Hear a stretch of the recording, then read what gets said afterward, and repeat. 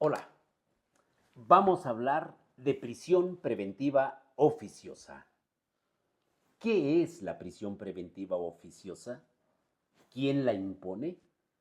¿Cuándo la impone? ¿Respecto de qué delitos procede? ¿Es cierto que nos pueden encarcelar y después investigar?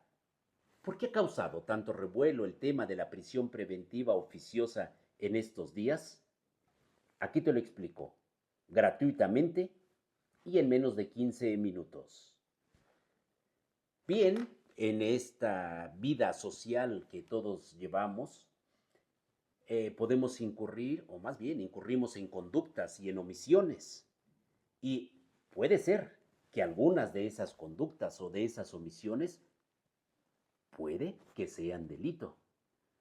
Y cuando una de esas conductas u omisiones tiene tintes de que puede ser delictuoso, el agente del Ministerio Público puede iniciar una investigación, apertura una carpeta de investigación.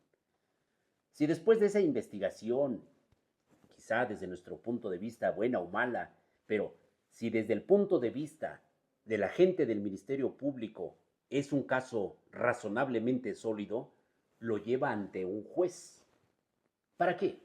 Pues para que el juez aperture un proceso en contra de la persona investigada. El proceso penal inicia, en estricto sentido, cuando la persona investigada está a disposición del juez y concluye cuando se emite una sentencia definitiva. Este periodo de tiempo, y ahí viene la pregunta detonante, durante este periodo que dura el proceso, la persona investigada debe de estar en libertad o debe de estar en la cárcel. Esa es la importancia de la prisión preventiva. Se le llama preventiva porque todavía no hay una sentencia definitiva. Entonces, preventivamente la persona está en la cárcel o preventivamente está en libertad. Pues bien, si echamos un vistazo en nuestra historia, pues el mayor número de años lo hemos convivido con prisión preventiva oficiosa, porque durante la colonia y durante la vida del México independiente hasta 1917, la persona que era procesada, la persona que está sujeta a un proceso penal, iba a la cárcel. Esa era la regla. Con la emisión de la Constitución de 1917, esa regla perduró, pero tuvo una excepción. Es decir, la persona sujeta a proceso penal iba a la cárcel, salvo que se tratara de un delito cuya pena de prisión no fuera mayor de 5 años y que exhibiera una garantía que no excediera de 10,000 pesos. Entonces, la regla era la misma, persona procesada a la cárcel, salvo que se trate de delitos con una pena que no exceda de 5 años de prisión y por otra parte que exhiba una garantía. Si no exhibía la garantía, la persona permanecía en la cárcel. Hubo otra reforma en 1948 que no la vamos a explicar para no ensuciar el tema. Llegamos a 1993, nueva reforma constitucional. Y aquí parecía que los papeles se invertían, puesto que se determinó que las personas sujetas a un proceso penal deberían de estar en libertad, salvo que se tratase de un delito grave. Entonces, parecía que la regla era libertad y la excepción cárcel si se tratase de un delito grave. ¿Cuál fue el problema? Que el catálogo de delitos graves no fue determinado constitucionalmente, sino que se dejó a las leyes secundarias. Y esas leyes secundarias, los códigos procesales penales, hicieron un catálogo tan grande de delitos graves que, en los hechos, la regla siguió siendo la misma. Persona sujeta a proceso penal en la cárcel y muy excepcionalmente en libertad. Llegamos a 2008. En 2008, otra reforma constitucional. Y ahora se implementa este sistema o nuevo sistema de proceso penal que se llama oral acusatorio. Y aquí, para ver el rol que juega la prisión preventiva, es necesario explicar nuevas figuras que se implementaron en nuestro sistema penal. Y es que cuando se inicia un proceso, las leyes deben de garantizar tres puntos esenciales. Uno, que la persona procesada no huya. ¿Qué caso tiene llevar algún proceso si al final, en el caso de que fuera una sentencia condenatoria, y el sujeto ya no aparece por ningún lado? Se tiene que garantizar que no huya. Dos, se tiene que garantizar que ese sujeto no obstaculice el proceso. Y también se tiene que garantizar, como tercer punto, que esa persona no vaya a lastimar a testigos, a la víctima, al ofendido o a la comunidad misma. Son tres puntos importantes. ¿Y cómo se garantizan esos tres puntos? Pues el juez puede imponer determinadas medidas que técnicamente se llaman medidas cautelares. Estas medidas cautelares son de dos tipos. Una de prisión y medidas cautelares que no implican prisión. Entonces, para garantizar que el sujeto no huya, que no obstaculice o que no vaya a lastimar a un tercero, se pueden imponer medidas no privativas de la libertad. Por ejemplo, que exhiba una garantía, se le pueden congelar sus cuentas bancarias, se le puede prohibir que salga de determinada área geográfica, se le puede pedir que no vaya a determinados lugares, se le puede pedir que abandone el domicilio de la víctima, que no se acerque a la víctima, se le puede requerir pasaporte, visas, etcétera, para lograr que no vaya a huir. Pero es claro que en tratándose de determinados delitos, esas medidas serían insuficientes y por tanto se tiene que echar mano de la prisión preventiva. Y la prisión preventiva está dividida en dos. Una primera hipótesis es la prisión preventiva justificada. ¿Qué implica? Que el agente del Ministerio Público le debe de justificar al juez que la imposición de esas medidas cautelares no privativas de libertad, las que ejemplificativamente he mencionado, son insuficientes para garantizar que la persona no huya, que no vaya a lastimar o que no vaya a entorpecer el proceso. Si son insuficientes y el Ministerio Público da razones suficientes, justifica entonces que se le imponga a esa persona una prisión preventiva. Por eso se le llama prisión preventiva justificada. Justifica el Ministerio Público que aquellas medidas son insuficientes y que por tanto es necesario echar mano de la prisión preventiva.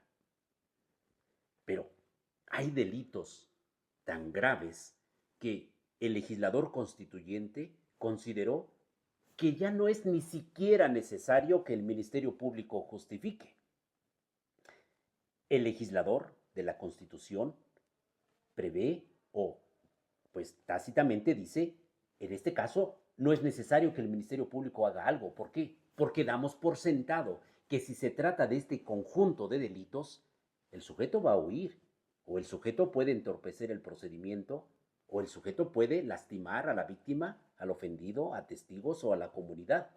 Por tanto, que el juez, oficiosamente, sin que nadie se lo pida, si se apertura un proceso por determinados delitos que están previstos en la Constitución, que imponga la prisión preventiva oficiosa. Cuando en 2008 se implementa este nuevo sistema, eran 8 supuestos en los que cabía la prisión preventiva oficiosa, es decir, era un número razonablemente reducido de hipótesis de prisión preventiva oficiosa. ¿Cuáles eran? Delincuencia organizada, homicidio doloso, violación, secuestro, delitos cometidos con explosivos, delitos graves contra la salud, delitos graves contra la seguridad de la nación y delitos graves contra el desarrollo de la personalidad. En 2011, una nueva reforma constitucional y agregaron el delito de trata de personas. En 2019, una nueva reforma constitucional y se agregaron otros delitos. ¿Cuáles se agregaron? Bueno, en este caso, como son varios, vamos a verlos. Se agregó abuso o violencia sexual contra menores, feminicidio, robo en casa habitación, uso de programas sociales con fines electorales, corrupción y ejercicio de abusivo de funciones, robo al transporte de carga, delitos en materia de hidrocarburos, petrolíferos o petroquímicos, delitos en materia de desaparición forzada, delitos en materia de armas de fuego y explosivos. Es decir, el catálogo se fue incrementando. Y ahora, el 31 de diciembre por la tarde, cuando aquí en la Ciudad de México nos estábamos preparando para el concierto de Polymash, ahí en el Ángel de la Independencia, apareció la edición vespertina del Diario Oficial de la Federación con una nueva reforma a la Constitución para incrementar los casos de prisión preventiva oficiosa. Ahora, con el delito de extorsión, con el delito de contrabando, el delito de facturas falsas y un delito en materia de delitos contra la salud que por su nombre tan grande debemos de leerlo. Dice, delitos previstos en las leyes aplicables cometidos para la ilegal introducción y desvío, producción, preparación, enajenación, adquisición, importación, exportación, transportación, almacenamiento y distribución de precursores químicos y sustancias químicas esenciales, drogas sintéticas, fentanilo y derivados. Es decir, nuevamente se incrementa el delito de prisión preventiva oficiosa. Pero, ¿es esto un peligro para la población en general? Porque lo más probable es que estemos pensando, ¿y eso a mí qué? Yo, yo no ando robando a los transportistas de carga, yo no ando secuestrando, no ando matando gente, no ando ahí con desapariciones forzadas de personas, tampoco soy tratante de personas. ¿Eso a mí qué? En ese sentido, pudieras tener razón, pero hay que tener cuidado, porque podemos encontrarnos o enfrentar investigaciones poco serias por parte del Ministerio Público. Efectivamente, quizá tú no andes secuestrando, pero ¿qué tal que lo está haciendo tu vecino? Y cuando a tu vecino lo arresta la policía y lo interroga y le dice, ¿de quién era el carro en el cual secuestraste a esta persona? Y le dice, de mi vecino Roberto. Y tu vecino Roberto sabía, y él, por quitarse la presión policial, dice, sí, sí sabía que el carro que me prestó era para secuestrar a una persona. Con eso, el Ministerio Público llevará el caso ante el juez y te van a imponer prisión preventiva oficiosa. Y ante la falta de una investigación seria. O pudiera ser que tu vecino se dedica a robar gasolina y a lo mejor en alguna ocasión que estabas reparando tu casa, estabas pintando y para rebajar la gasolina, perdón, para rebajar la pintura, necesitabas gasolina. Y dices, voy con mi vecino y le compro un galoncito. Y le compras ese galoncito de gasolina.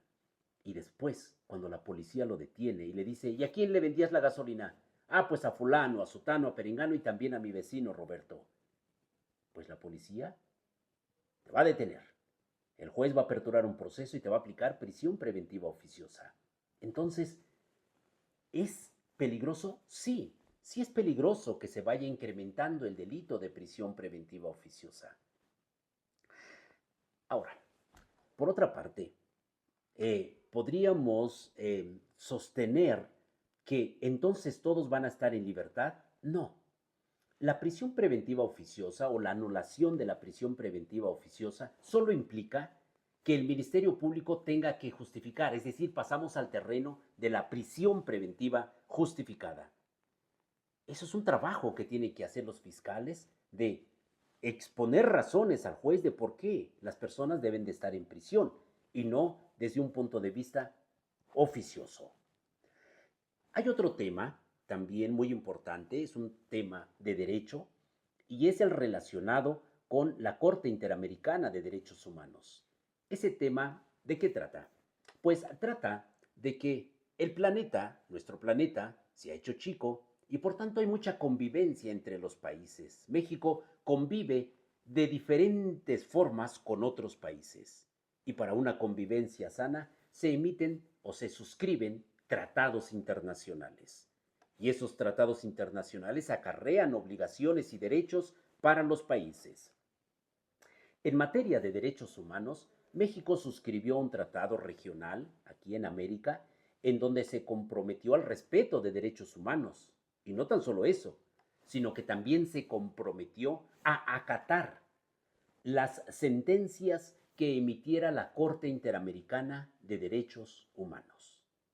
Pues bien, resulta que en enero de 2023, en una sentencia que emitió esa Corte, condenó a México, condenó al Estado mexicano diciendo que la prisión preventiva oficiosa no era acorde a la Convención de Derechos Humanos y que por tanto la consecuencia de esa condena era que el Estado mexicano debía borrar, debía de eliminar de la Constitución y de cualquier otra ley lo relativo a la prisión preventiva oficiosa.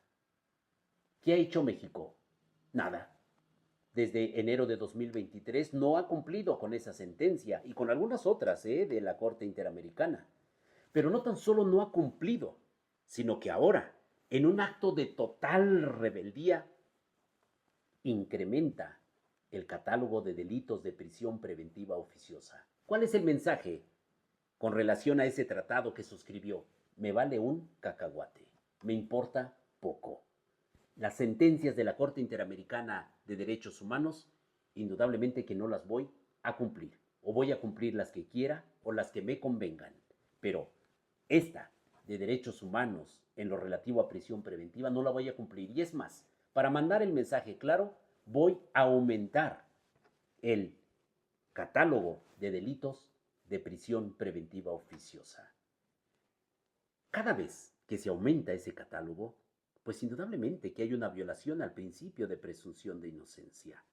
Entonces, al interior, México está como un estado arbitrario, en donde ciertamente, en muchos casos, ante la ineficacia o la solidez de las investigaciones, se puede percibir un estado arbitrario. Y hacia el exterior es un país que no cumple con sus obligaciones derivadas de los tratados internacionales. Es un país que no respeta su firma que puso en un tratado internacional. Ese es el tema hoy en día de la prisión preventiva oficiosa. Podríamos seguir abundando, pero lo esencial ya lo conoces con esta pequeña explicación.